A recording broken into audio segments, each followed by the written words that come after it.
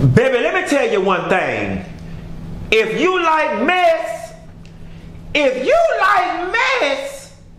then this was the episode of Love and Hip Hop Atlanta for you. Child, is you want to talk about it, here you go.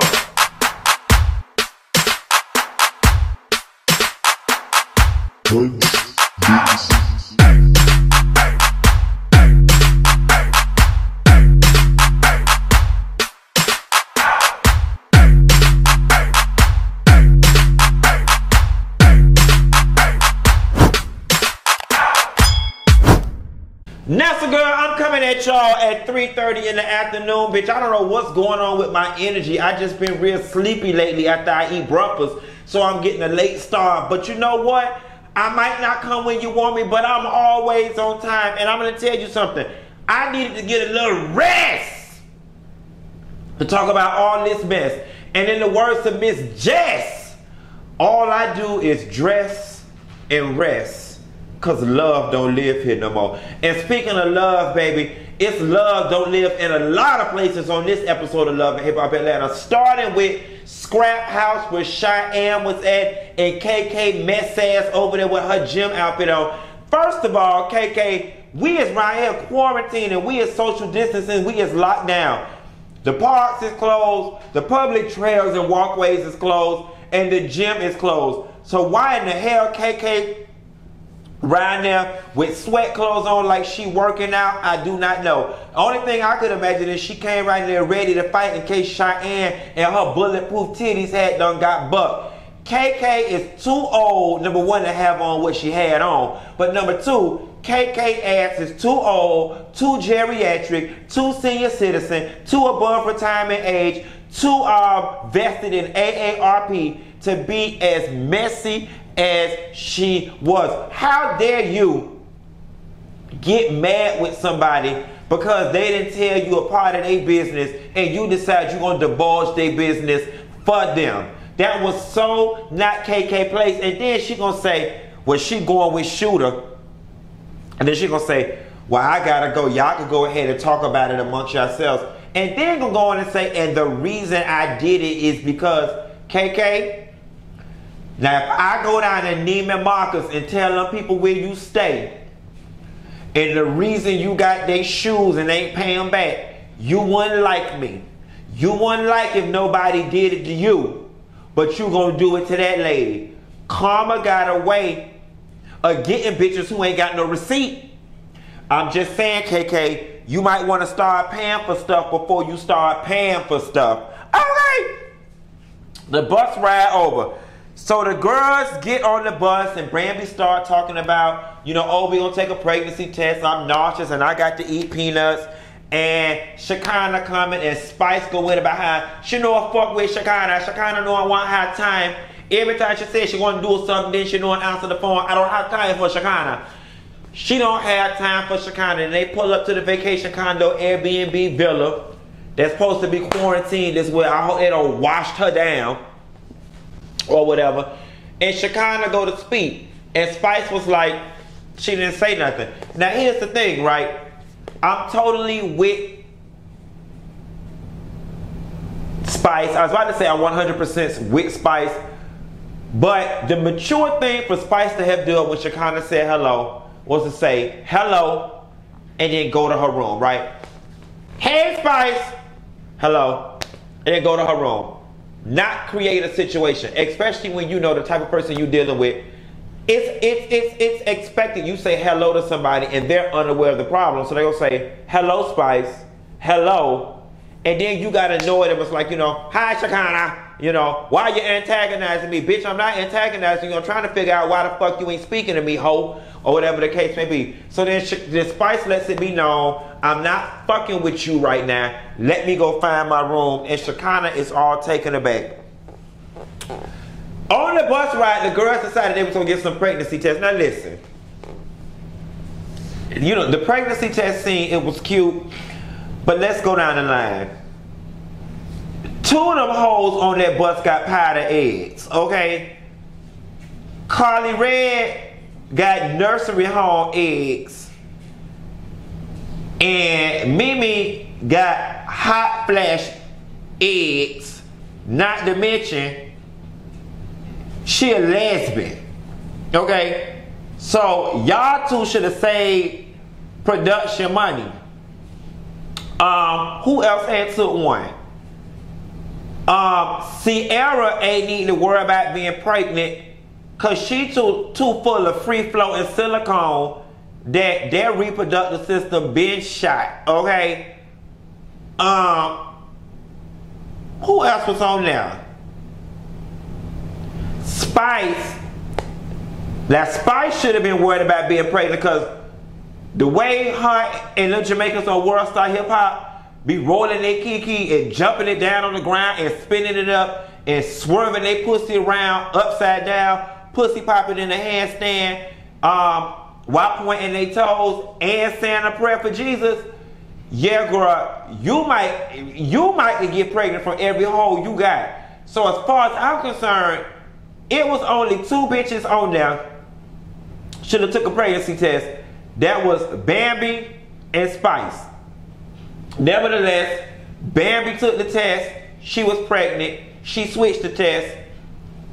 They tricked Sierra into thinking she was pregnant. Sierra was really scared because she was like, oh my God, I know I shouldn't be able to get pregnant with all this plastic. Am I having the devil's child? Am I having an antichrist? Oh my God, I got a tumor and it's reading false positive. What the fuck going on? What the fuck going on? And I'm dead ass wrong and I don't give a damn bitch. Laugh. This shit is funny, okay? I did not know Mattel dolls could give birth. I did not know Cabbage Patches could have Cabbage Patch Kids. I just did not. And apparently she did not either. And I'm glad Bambi finally cut the prank off when she did, because Sierra was liable to goddamn bust a silicone bag, and not only would tears have been streaming down her face, but synthetic plastic polymer would have been all over them people's floor, and production wouldn't have got their deposit back because them people did not ask y'all to re-shellac their counters or to reseal their floors with paint and rain-resistant silicone. Nevertheless, the scene got cute later after that. Because Shekinah and Spice had a scene where they really bonded. Shekinah was talking about, you know, basically, fuck these guys, they fuck you over, I've been in 2 abusive relationships. And then Spice connected the dots. She said, well, is that why you don't date? And Shekinah was like, yeah, she went on about her 2 abusive relationships. Then Spice let us in about how she had not talked to her children's fathers in over 3 years. You know, then Mimi chimed in when Shekinah brought her in. And all the girls went around in a circle, with the exception of Bambi, who seems to be, Bambi was like, what you in here for? Smoking. Half this pod full of crackheads. Not me, girl. What y'all crying for? Men. Half these hoes in here got bad men. Not me, girl. Bambi was over there trying to be supportive as fuck, but in her head she was saying, not me, girl. Bambi was like, baby, I don't know whether to leave, call Scrappy on FaceTime, or get y'all hoes a tissue. But my man, you know, yes, my man says he loves me. Never says he loves me. Now better rush me good and touch me in the right spot. Yes. She was like, my man treats me right, and he writes me love letters, okay? It was a touching scene. As quiet as it's kept, it was actually one of the most memorable, realest scenes that we have gotten out of this franchise in a very long time. Like, I really felt Shekinah and Spice. And I really felt for Spice because at least Shekinah doesn't have children. She only has to be worried about herself. And I think she does help care for her grandmother. But Spice has children that she has to care for, and then she goes so hard for, so it compounds her issues. Nevertheless, that scene was very touching, and I thought that that would have been enough to mend Spice and Shekinah's, you know, soft beef that they having, but the girls kept on going and kept on going and kept on going. So then we get to the scene where the guys are trying on tuxes.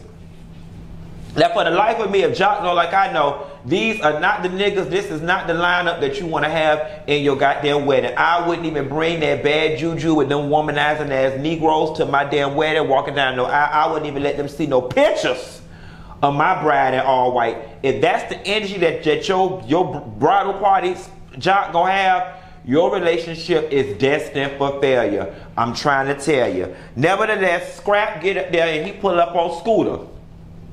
You know, Scooter tried to go down this whole role of, listen, bruh, I didn't know you back then. I was talking to her way before I even knew she was your sister, way before I even knew who she was, yada, yada, yada, yada, yada. And all that is fine as well. And I'm digging Scrap when he was like, but listen, dude, we supposed to be doing business. You kicking it with my sister. Like, I don't care. You should have said something. And I do think he should have said something. But here's the gag. Scooter didn't say he was scooting around with Cheyenne to Scrap, because I'm sure Scooter been fucking around with other females in front of Scrap. So what I look like kicking it with you, kicking it with the fellas, hollering at other females, then telling this man I'm fucking with your sister as well. Scooter wanted his cake and wanted to eat it too at the expense of Cheyenne, and all that shit came to a head later on in the scene. So Kiyomi in there cooking spaghetti. Now listen, I don't know how long they said Scooter and Kiyomi together, but y'all in an open relationship, and you got that lady right there with them big ass titties and that wife beating her midriff out, cooking that nasty ass ketchup based spaghetti for your son, and your son said he didn't want it. I don't blame him. I wouldn't have wanted that shit either, bitch. Can me riding to McDonald's. Can me riding to McDonald's. And Scooter, I hope that you've been with Kiyomi long enough to be having her around your kids. Your son didn't look comfortable around her. Damn sure didn't look comfortable looking at her at any type of authority figure or mother figure. And he damn sure didn't want no ketchup-based ass spaghetti. Now, one thing that I can respect about Kiyomi and Scooter's situation is that they've developed and forged a relationship that works for them. It's not like Scooter can do what he want to do and she can't. I love the fact that she said, you know, you mess with other people and just as long as they know what it is, and I mess with other people, and he didn't get in his bag, he didn't get in his feelings. It was what it was, and her thing was like, just as long as I'm the HBIC, and if that configuration works for them, it works. The only reason why that shit was an issue was the fact that Scooter had Cheyenne lost up in the sauce, and she didn't know nothing about that. So the thing that threw me as well though, Scooter, you really ain't shit, because you said that when Cheyenne went off to get her real estate license, that's kind of when you fell in love. But nigga, you act like she went off to Howard University for 4 years. I once held my real estate license in both the state of Florida and Georgia. And real estate school is only 6 weeks, 2 to 3 nights a week. You know, it ain't a degree, it's a little piece of licensure, a little piece of certificate. And it don't require rocket science or a bunch of late nights and early mornings.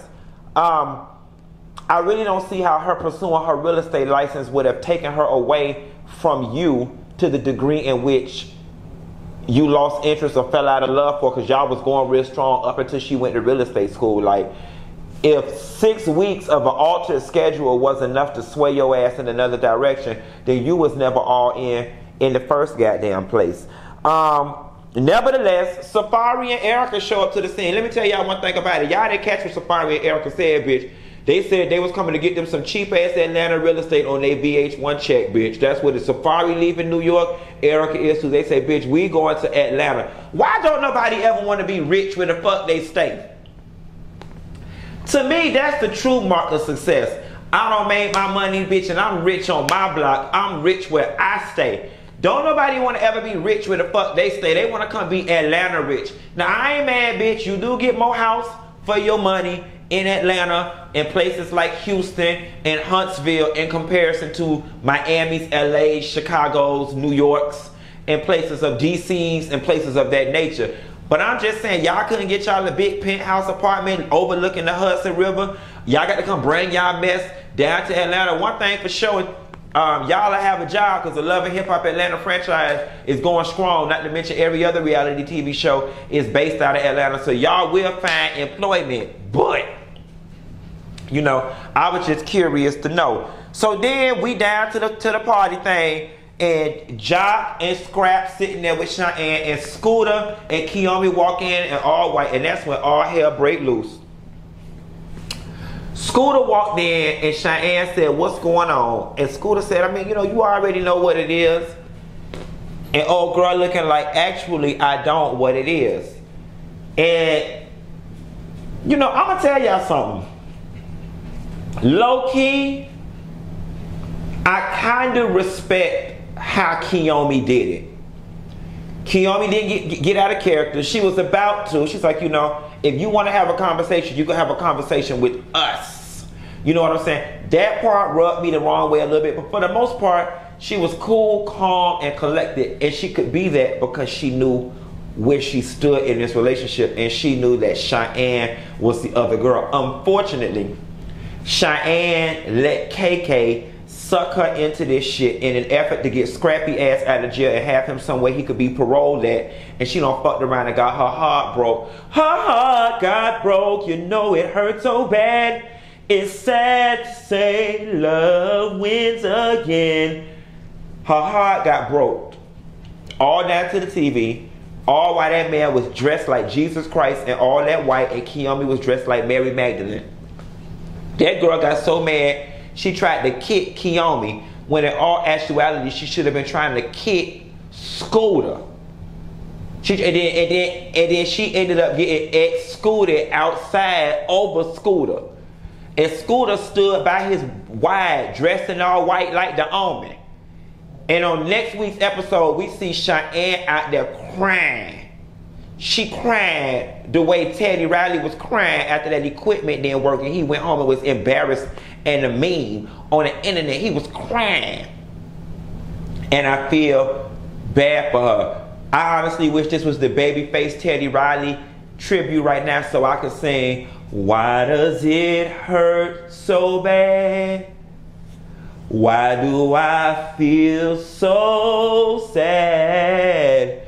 Thought I was over you, but I keep crying when I don't love you. So why does it hurt so bad? When the thing open back up, I'm gonna go to Miss Jazz so she can open me back up. And that is what it is. Be sure to like and subscribe, and that's all I got. And that's a girl back. Child. Cheyenne, you might want to go get some ass, because when titties ain't enough to keep a man that had your ass crying, singing, why does it hurt so bad?